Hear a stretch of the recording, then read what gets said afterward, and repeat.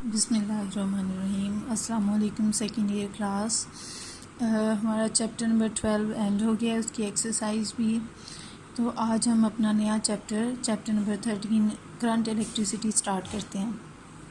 देखिए, chapter number 12 था electrostatics, study of charges at rest. अब हमने इस करंट इलेक्ट्रिसिटी में क्या करना है, चार्जेस की स्टडी करनी है विच आर इन मोशन। ठीक है, इसमें क्या हम पढ़ेंगे, स्टडी ऑफ चार्जेस या इलेक्ट्रिसिटी इन मोशन। तो इसे हम कहते हैं इलेक्ट्रिक करंट, अगर चार्जेस मूव कर रहे हो कहीं पे भी। अब इसे हम डिफ़ाइन कैसे करेंगे क्वांटिटेटिवली, कि अगर फ़र्ज़ करें कि आपके पास कोई कंडक्टर है, उसमें से डेल्टा क्यू चार्ज पास हो रहा है डेल्टा टी टाइम में। ठीक है, लेट आपके पास ये कंडक्टर है कोई इस तरह, आप इसका क्रॉस सेक्शन ले लें, कोई भी क्रॉस सेक्शन इस तरह से, और आप कहते हैं कि इस क्रॉस सेक्शन में डेल्टा क्यू चार्ज जो है वो डेल्टा टी टाइम में इधर से इधर गुजर जाता है, ये नेट चार्ज है।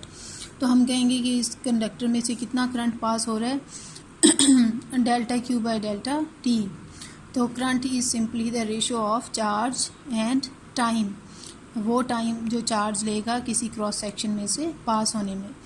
जो ऐसे यूनिट है इलेक्ट्रिक करंट का वो एम्पेयर है। ठीक है, ये सिस्टम इंटरनेशनल में है, और आपको याद होगा कि ये जो 7 बेस क्वांटिटीज़ हैं उनमें से एक क्वांटिटी है इलेक्ट्रिक करंट, और ये एम्पेयर जो है ये बेस यूनिट भी है।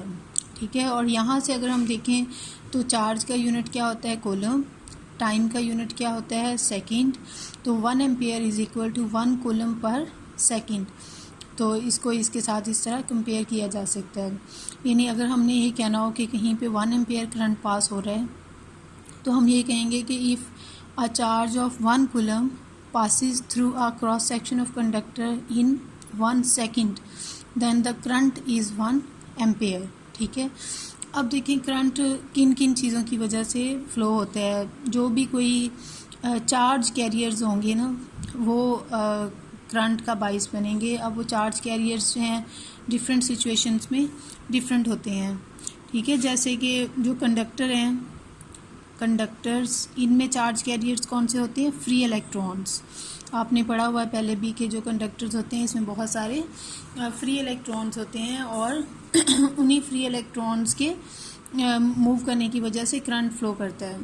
ठीक है, और जो चार्ज कैरियर्स हैं, इलेक्ट्रोलाइट्स जो होते हैं, इलेक्ट्रोलाइट आपको पता है वो सॉल्यूशंस हैं जो अपने अंदर से करंट को अलाउ करते हैं।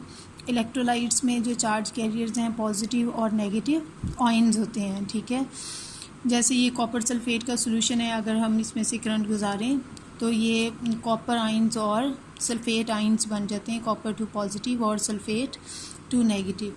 तो ये इसमें ये कॉपर और सल्फेट आयन्स जो हैं पॉजिटिव एंड नेगेटिव आयन्स, ये चार्ज कैरियर्स हैं।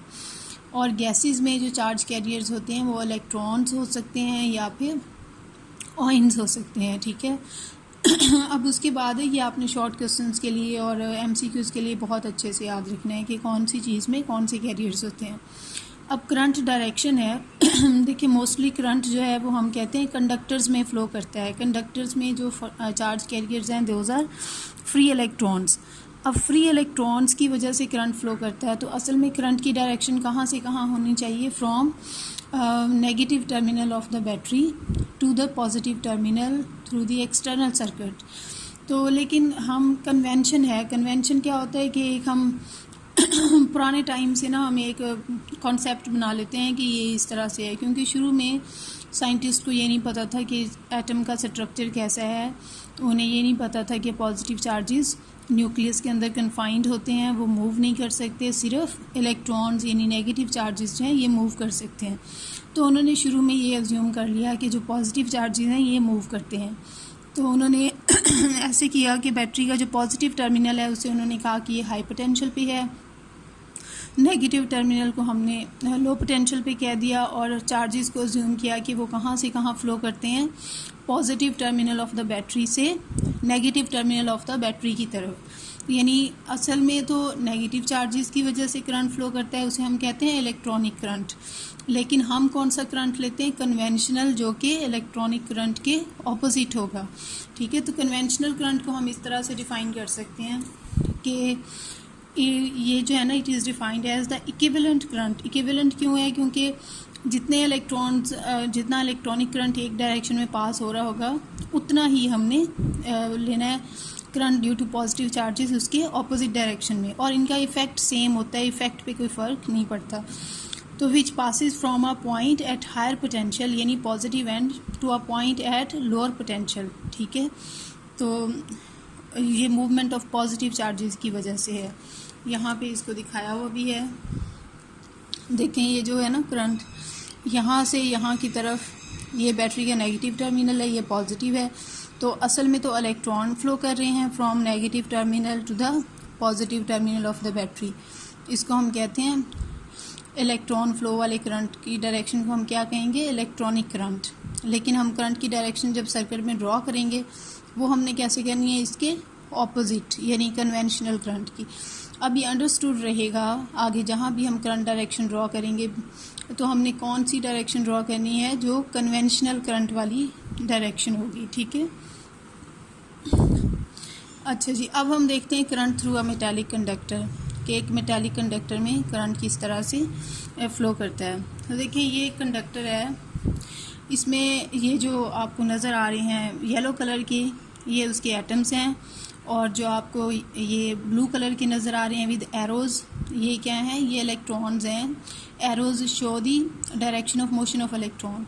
जब तक हम बाहर से कोई जो है वोल्टेज अप्लाई नहीं करते, कोई ईएमएफ सोर्स नहीं लगाते इसके साथ, तो इस कंडक्टर में ये जो फ्री इलेक्ट्रॉन्स हैं ये रैंडमली मूव कर रहे हैं। ठीक है, रैंडम मूवमेंट का मतलब ये है कि ये दाएं बाएं, ऊपर नीचे, आगे पीछे एक ही तरह से मूव कर रहे हैं। तो अगर हम कोई क्रॉस सेक्शन ऑफ कंडक्टर यहाँ पे सिलेक्ट कर लें तो इसमें जितने इलेक्ट्रॉन्स नेट जो चार्जेस हम ले रहे हैं, जितने इलेक्ट्रॉन्स एक टाइम में लेफ़्ट साइड पे जाएंगे तकरीबन उतने इलेक्ट्रॉन्स राइट साइड पे जाएंगे। तो ओवरऑल जो फ्लो ऑफ इलेक्ट्रॉन्स है वो ज़ीरो है, यानी कोई नेट फ्लो ऑफ चार्जेस यहाँ पर नहीं है।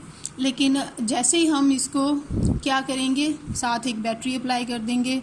ये एक हमने बैटरी लगाई, नेगेटिव एंड उसका, पॉजिटिव एंड।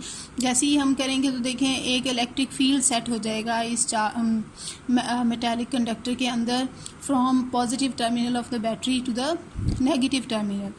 और जब जैसे ये होगा इलेक्ट्रॉन्स इसके ऑपोजिट मूव करना शुरू कर देंगे, क्योंकि negative terminal of the battery electrons को रिपेल करेगा और पॉजिटिव टर्मिनल जो है ये इलेक्ट्रॉन्स को अपनी तरफ अट्रैक्ट करेगा। तो इलेक्ट्रॉन्स देखें इनका नेट फ्लो हो गया towards the positive terminal of the battery, या यूँ कह लें ई के ऑपोजिट, नेगेटिव ई वाली डायरेक्शन में। ठीक है, अब ये जिस वेलोसिटी के साथ इलेक्ट्रॉन्स अब मूव करें, पहले इनकी जो वेलोसिटी रैंडम थी ना वो बहुत ज़्यादा होती है, यानी कह लो कि किलोमीटर्स पर सेकंड्स में।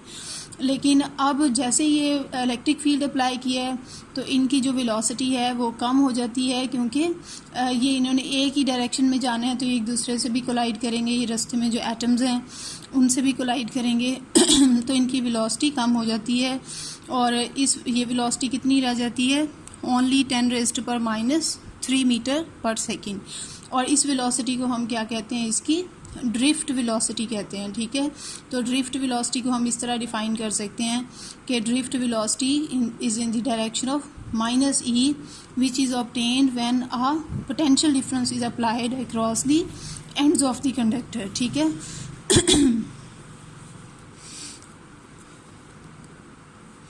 ठीक है, अभी ये सारा ड्रिफ्ट वेलोसिटी के बारे में बताया जो मैंने आपको बता दिया है इस लास्ट पैराग्राफ में, कि जैसे ही आप ये अप्लाई करेंगे तो ड्रिफ्ट वेलोसिटी के साथ इलेक्ट्रॉन्स जो हैं वो negative end of the battery से पॉजिटिव की तरफ फ्लो करना शुरू कर देंगे। और हम करंट की डायरेक्शन जो है वो हम कहाँ से कहाँ ड्रॉ करेंगे? पॉजिटिव से नेगेटिव की तरफ। हम कहेंगे कि इस तरह इस सर्किट में करंट फ्लो करना शुरू हो गया है। चलें, इसके साथ आपने ये एग्जांपल 13.1 है, ये भी कर लेनी है। इसमें कोई प्रॉब्लम हो तो आप पूछ लें। Thank you very much.